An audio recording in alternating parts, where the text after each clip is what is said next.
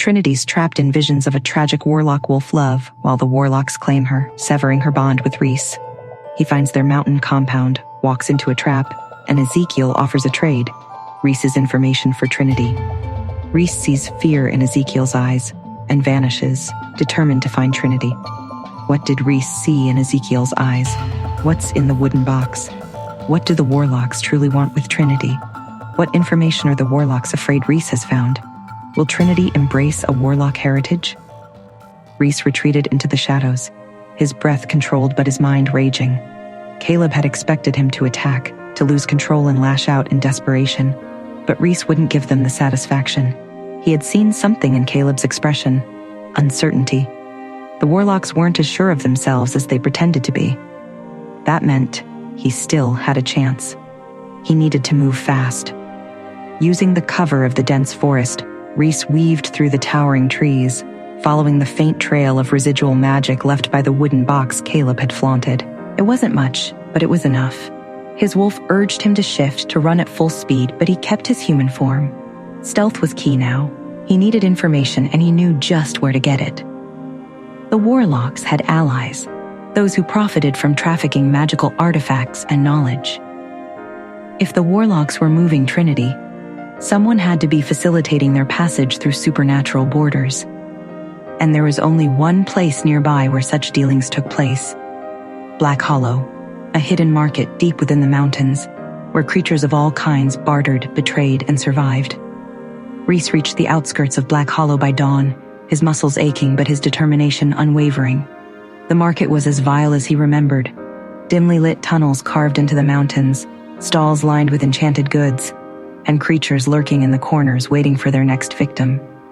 He found the contact he was looking for, a fey merchant named Sylar, known for dealing in warlock business. The moment Sylar saw him, his smirk faltered. "Alpha Reese," Sylar drawled, leaning back against his stall. "To what do I owe the pleasure?" Reese didn't waste time. He slammed his hand against the wooden table, rattling the delicate trinkets. "The warlocks have my mate. They're moving her." "Where?" Sylar chuckled, feigning ignorance. "Warlocks do all kinds of shady things, my friend. What makes you think I—" Reese growled, his patience snapping. In a flash, he had Sylar by the throat, slamming him against the stone wall. "You've got 3 seconds to start talking before I tear this place apart." The Fey's eyes darkened, his hands struggling against Reese's grip. All right, he choked out. "They're taking her south. There's an old ruin past the river. Warlocks use it as a holding site before transportation. That's all I know." Reese released him, his heart pounding. South. He had a direction. Now he had to move fast.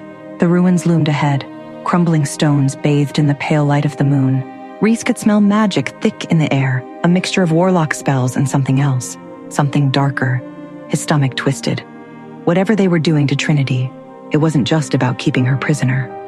Moving swiftly, he crouched near the ruins, eyes scanning the surroundings. A handful of warlocks patrolled the perimeter. He could take them, but he needed to be smart. If Trinity was inside, she could be restrained by magic, and a reckless attack could put her in more danger. A rustling sound made him freeze.